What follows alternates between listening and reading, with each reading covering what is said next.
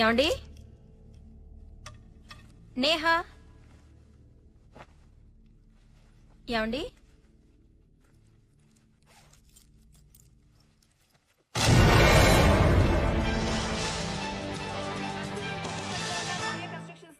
ఇక్కడ వాతావరణం అంతా చాలా టెన్షన్ గా ఉంది. ఇక వివరాల్లోకి వెళ్తే ఇక్కడ ఒక వ్యక్తి చాలా డేంజరస్ పొజిషన్ లో నుంచి ఉన్నాడు. అతని మెడ చుట్టూ ఒక తాడు కూడా ఉంది. అలాగే అతను ఎవరని ఆరాధిస్తే ప్రాజెక్ట్ మేనేజర్ శంకర్రావు తెలుస్తోంది. అతను ఏ కారణంగా అక్కడ నిలబడి ఉన్నాడో అర్థం కావట్లేదు. ఇక్కడ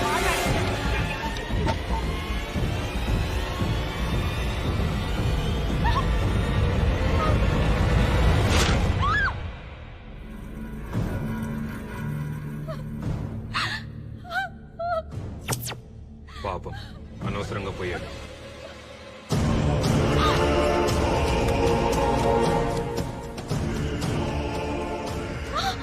మీ అమ్మాయి కూడా అలాగే చచ్చిపోతుంది.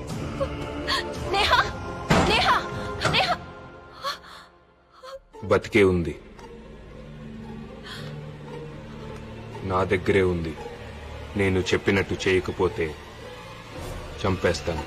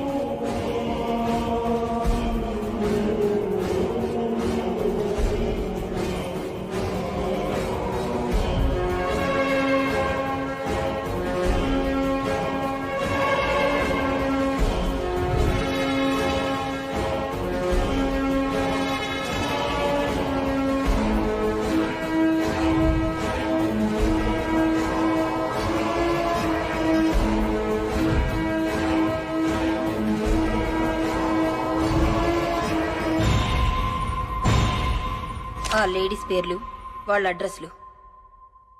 నేహా ఎక్కడా?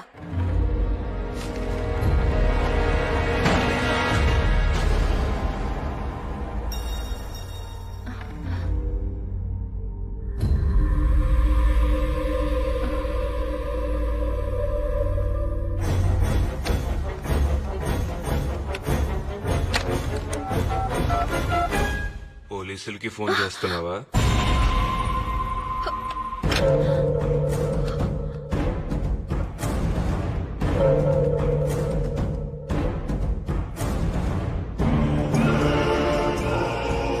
ఏంటి, పోలీసులకి ఫోన్ చేస్తున్నావా?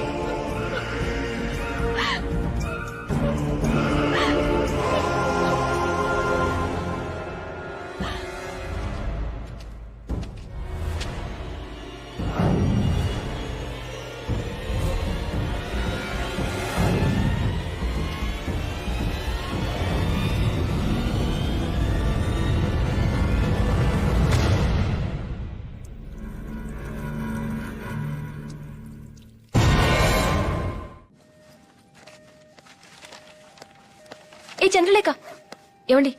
ఈవిడే డాక్టర్ భవానీ గారి అసిస్టెంట్. నా పేరు కిరణ్, పోలీస్ ఆఫీసర్ని. నువ్వు డాక్టర్ భవానీ గారి దగ్గర ఎంతకాలం పనిచేశావు? 3 సంవత్సరాలండి. ఆవిడ చనిపోయేంత వరకు ఆవిడ దగ్గరే పనిచేశాను. ఆవిడ ఎలా చనిపోయారు? ఆత్మహత్య అని అంటారండి. అంటే నువ్వనుకోవటం లేదా? ఇతన్ని ఎప్పుడైనా చూసావా? ఈ వ్యక్తి గురించి సమాచారం గాని వివరాలు గాని తెలిసిన వారు దయచేసి కింది నంబర్ కు ఫోన్ చేసి సమాచారం అందించగలరు. Phone number 040. హలో ఎస్టీఎఫ్, మీరు టీవీలో చూపించే మనిషి గురించి ఫోన్ చేస్తున్నాను. అతను మీకు తెలుసా? బాగా తెలుసు. ఇంకేమన్నా ఐడెంటిఫికేషన్ డీటెయిల్స్ చెప్పగలరా? అతని గొంతు మీద 6 అంగుళాల కత్తిగాటుంటుంది. రాఘవ, ఎస్టీఎఫ్. చెప్పండి. నా పేరు విశ్వనాథ్.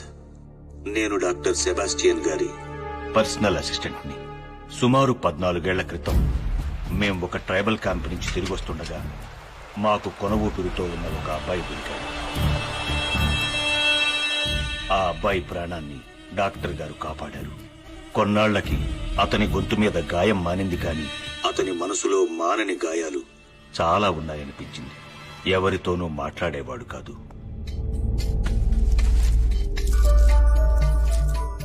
అతనెవరు, అతనికి అంత ఘోరం ఎవరు చేశారో తెలుసుకోవాలని డాక్టర్ గారు నేను చాలాసార్లు ట్రై చేశాం.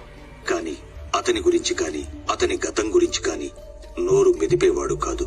బహుశా డాక్టర్ గారు తలుచుకునుంటే ఆయన తెలుసుకుని ఉండొచ్చేమో. కానీ ఆ కుర్రాడికి ఇష్టం లేకుండా అతని గురించి తెలుసుకోవడం డాక్టర్ గారు కూడా ఇష్టపడలేదు.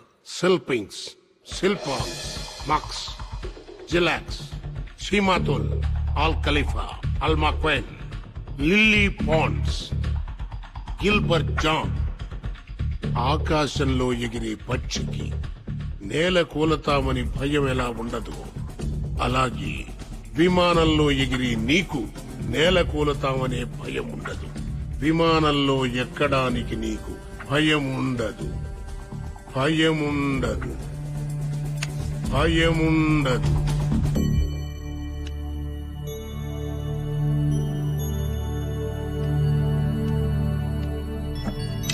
విమానంలో ఎక్కడానికి నీకు భయం ఉండదు, విమానంలో ఎక్కడానికి నీకు భయం ఉండదు, విమానంలో ఎక్కడ. ఇది మనిషికి తెలిసిన ఒక మహత్తరమైన విద్య. దీంతో మనిషికున్న ఎన్నో భయాలు, బలహీనతలు, రుగ్మతల్ని పోగొట్టవచ్చు. చేద్దామనుకుని చేయలేనివి కాని, చెయ్యటానికి భయపడేవి కాని ఏ మనిషితోనైనా ఎలాంటి పనైనా చేయించవచ్చు. నేర్చుకుంటావా? ఏమిటా విద్య? వశీకరణం, హిప్నాటిజం. మందులకు తగ్గని మానసిక వ్యాధులకి హిప్నోథెరపీ ద్వారా ట్రీట్మెంట్ ఇచ్చే స్పెషలిస్ట్ డాక్టర్ సెబాస్టియన్ గారు. సెల్పింగ్స్, సెల్పింగ్స్, సిల్పాంగ్స్, సెల్పాంగ్స్, మక్స్, మాక్స్, జిలాక్స్, జిలాక్స్, సిమాతుల్, షిమాతుల్, అల్ ఖలీఫా, అల్ ఖలీఫా, అల్మక్వైన్, అల్మక్వైన్, lily ponds, Gilbert John, Gilbert John, సెల్పింగ్స్, సెల్పింగ్స్, సిల్పాంగ్స్, సెల్పాంగ్స్, మక్స్, మాక్స్, జిలాక్స్, జిలాక్స్, సిమాతుల్, షిమాతుల్, Al Khalifa, Al McQuain, Lily Pond, Gilbert John, Al McQuain, Lily Pond, Gilbert John. ఈ విద్యతో మానవ జాతికి ఎంత మేలు చెయ్యొచ్చో అంతే కీడు కూడా చెయ్యొచ్చు. ఒక గొప్ప విద్య నేర్చుకున్న మనిషికి గొప్ప సంస్కారం కూడా ఉండాలి. గుర్తుంచుకో.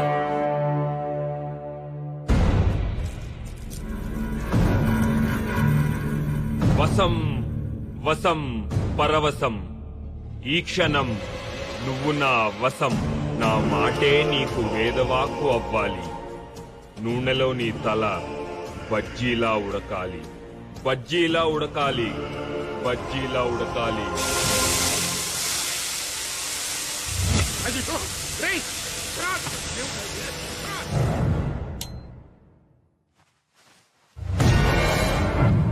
ఆ రోజు ఇంట్లోంచి పారిపోయినవాడు మాకు మళ్లీ కనపడలేదు. డాక్టర్ గారు చాలా రోజులు అతని కోసం వెతికించారు. ఆ తర్వాత కొన్నాళ్లకి డాక్టర్ గారు చనిపోయారు. అంటే వాడు ఆ లాయర్ ని వాడిని వాడే కాల్చుకునేలాగా హిప్నటైజ్ చేసి ఉంటాడు సార్. హిప్నటైజ్ చేసి మనుషుల్ని చంపడమా? Is it possible? Yes, it is possible. అది సాధ్యమే. హిప్నటిజం లేదా వశీకరణ విద్య మనిషికి తెలిసిన అతి ప్రాచీనమైన కళ. కొంతమంది దీన్ని మాయ, మంత్రం, చేతబడి అంటారు అజ్ఞానంతో. మన దేశంలో పురాణాల్లోనూ జానపదాల్లోనూ ఉండేది. గ్రీకు, రోమన్ దేశాల్లో అయితే 3500 సంవత్సరాల క్రితమే ఆచరణలో ఉండేది. ఇప్పుడు ప్రపంచంలో అనేక మంది అనేక కారణాల కోసం ఈ విద్యను ఉపయోగిస్తున్నారు. మన దేశంలో మాత్రం వైద్యం కోసమే ఉపయోగించాలి. వైద్యం సహాయంతో నయం చేసుకోలేని అనేక సమస్యల్ని ఒక మనిషిని హిప్నటైజ్ చేసి నయం చేసుకోవచ్చు. రిగ్రెషన్ థెరపీ గురించి మీరు వినే ఉంటారు కదా. ఒక మనిషిని హిప్నటైజ్ చేసి ఎన్నో జన్మలు వెనక్కి తీసుకువెళ్లి ఈ జన్మలో ఉన్న సమస్యలను పరిష్కరించుకోవచ్చు. See this. ఇంత మంచి విద్యను కొంతమంది చెడ్డవాళ్లు చెడు ప్రయోజనాల కోసం వాడుతున్నారు. ఇంట్లో ఎవరూ లేకుండా ఆడవాళ్లే ఉన్నప్పుడు ఏదో వస్తువులమే నెపంతో వస్తున్నారు, వెళ్లిపోతున్నారు. వాళ్లు వెళ్ళాక తెలుస్తోంది ఇంట్లో వస్తువులు, బంగారం మొత్తం దోపిడీ అయిపోయాయని. ఏం జరిగింది అని ఇంట్లో వాళ్ళు అడిగితే పాపం ఎల్లాలు తనకేం తెలియదంటుంది. నిజానికి తెలియదు కూడా. అలాగే కొంతమంది దొంగ బాబాలు స్వామీజీలు నమ్మి వచ్చిన స్త్రీల శీలాల్ని దోచుకుంటున్నారు. అప్పుడు కూడా వాళ్ళకేం జరిగిందో తెలియటం లేదు. ఎవరో మందో మాకో పెట్టారనుకుంటున్నారు. నిజానికి వాళ్ళు హిప్నటైజ్ చేయబడ్డారు, లోపరుచుకోబడ్డారు, ఎక్స్ప్లాయిట్ చేయబడ్డారు. ప్రొఫెసర్ జానకిరామ్ గారు, I have a question for you sir. ఒక మనిషి నిజంగా ఇంకొక మనిషి మైండ్ ని కంట్రోల్ చేయగలడా, లేకపోతే మన విలేజెస్ లో పోనకల్లాగా హిస్టరికల్ డ్రామా? నోనో, డ్రామా కాదు, నిజం. శాస్త్రం తెలిసిన వాడికి అది విజ్ఞానం, కళాకారుడికి అది ఒక శక్తివంతమైన కళ. గొంతులో గాంభీర్యం, కళ్ళల్లో వాడి, చేతుల్లో మర్మం. ఈ మూడింటి సాయంతో ప్రపంచంలో ఎంత గొప్ప వ్యక్తినైనా 3 క్షణాల్లో లోబర్చుకోవచ్చు. 3 సెకండ్లలో మనిషిని హిప్నటైజ్ చేస్తారా? ఇంపాసిబుల్. సార్, 3 సెకండ్స్ లోపే మనిషిని హిప్నటైజ్ చేసిన వరల్డ్ రికార్డ్ హోల్డర్ ఆయన. ఏంటయ్యా, ఈ రోజుల్లో పెళ్ళాం మాట మొగుడు వినడం లేదు, మొగుడు మాట పెళ్ళాం వినడం లేదు. అలాంటిది ఎవడో వచ్చి ఎవడి మైండ్ ను కంట్రోల్ చేయడం ఏంటయ్యా? ఏది నా మైండ్ ను కంట్రోల్ చేయమను, నన్ను హిప్నటైజ్ చేయమను.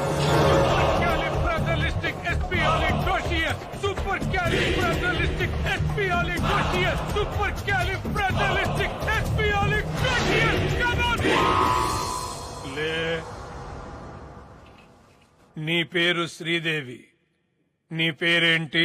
శ్రీదేవి. వేటగాడు సినిమాలో ఎన్టీ రామారావుతో రెయిన్ సాంగ్ చేశావు. శ్రీదేవి లాగే ఆ పాట పాడు.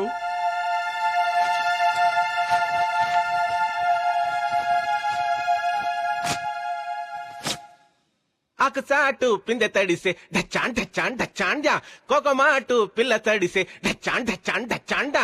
ఆకుచాటు పిందె తడిసే డచ్చాన్ డచ్చాన్ డచ్చాండా, కోకమాటు పిల్ల తడిసే డచ్చాన్ డచ్చాన్ డచ్చాండా. ఆకుచాటు పిందె తడిసే డచ్చాన్ డచ్చాన్ డచ్చాండా, కోకమాటు పిల్ల తడిసే. ప్రొఫెసర్ గారు, ఈ నీ కండిషన్ లో ఎంతసేపు ఉంటాడు? నా ఇష్టం వచ్చినంతసేపు, ఎన్ని రోజులైనా సరే. శ్రీదేవి ఆపు. నేను కావాలనుకుంటే అతన్ని శ్రీదేవిగా మారిపోయి రోజు ఇదే టైంకి ఇలాగే పాడమంటే ఇలాగే పాడతాడు. నేను ఇక్కడున్నా లేకపోయినా సరే. జస్ట్ నా కమెంట్ చాలు. ఈ హిప్నోటిక్ స్టేట్ నుంచి బయటకు వచ్చిన తర్వాత తనకేం జరిగిందో గుర్తుంటుందా? నేను కోరుకుంటే వశీకరణం చేసిన మనిషి మాటే అతనికి వేదం. It is called suggestive hypnotism. వాళ్ళ మెంటల్ స్ట్రెంగ్త్ ను బట్టి వశీకరణకు గురైనప్పుడు వాళ్ళు చేసిన పనులు గుర్తుకు రావచ్చు, రాకపోవచ్చు. మా కస్టడీలో ఉన్న క్రిమినల్ ని మేము ఎంత కొట్టినా అతనికి నొప్పి తెలియట్లేదు. మోస్ట్ పవర్ఫుల్ నార్కో డ్రగ్ ఇచ్చినా మాకు కావాల్సింది ఏమీ చెప్పట్లేదు. అతను ఏం చెప్పాలనుకుంటున్నాడో అదే చెప్తున్నాడు. మరి దీన్ని ఎలా ఎక్స్ప్లెయిన్ చేస్తారు? Self hypnosis. మీరు కొట్టే దెబ్బల నొప్పి తెలియకుండా తనే హిప్నటైజ్ చేసుకుని ఉంటాడు. మీరిచ్చిన నార్కో డ్రగ్స్ కూడా పనిచేయకపోవడానికి బహుశా అదే కారణమేమో. సరే, కాసేపు మీరు చెప్పే థియరీ కరెక్టే అనుకుందాం. కానీ వాడిని సెల్లో కలవటానికి వచ్చిన లాయర్ ఆత్మహత్య చేసుకున్నాడు. అది ఆత్మహత్య కాదు, వశీకరణ హత్య. ఎలా సాధ్యం అనుకుంటున్నారా? అమ్మా శ్రీదేవి, నీ ఎదురుగా ఉన్న ఆ కత్తి తీసుకో.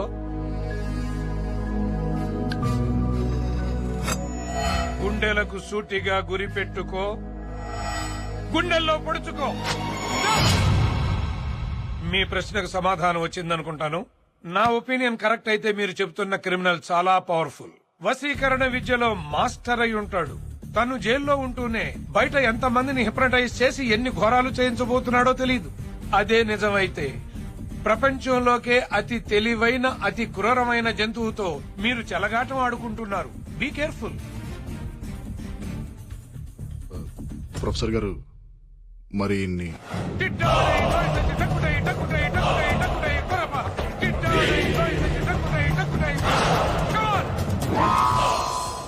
ఏంటిది? ఏం జరిగింది? మీరు కాసేపు శ్రీదేవిగా మారారు. వాట్? మేమందరం తలా ఒక ముద్దు పెట్టుకున్నాం. ఓ షట్ అప్. డాక్టర్ గారు, డాక్టర్ గారు,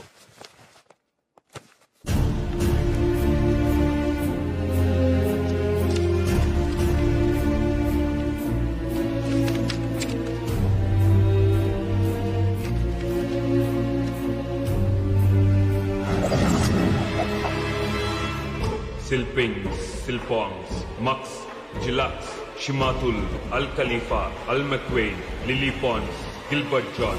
Vasam, Vasam, Paravasam, Ikshanam, Nuvuna, Vasam. చెయ్యని దవ్వాలి, కత్తిని దవ్వాలి, నీ పీక తెగాలి, నువ్వు చావాలి, నువ్వు చావాలి.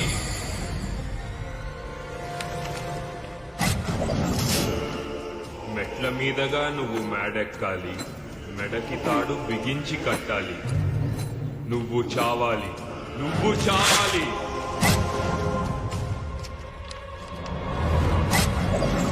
నీ భర్తకు తగ్గ భార్యవి అవ్వాలి. నీ భర్తలాగే నువ్వు చావాలి, నువ్వు చావాలి, నువ్వు చావాలి, నువ్వు చావాలి.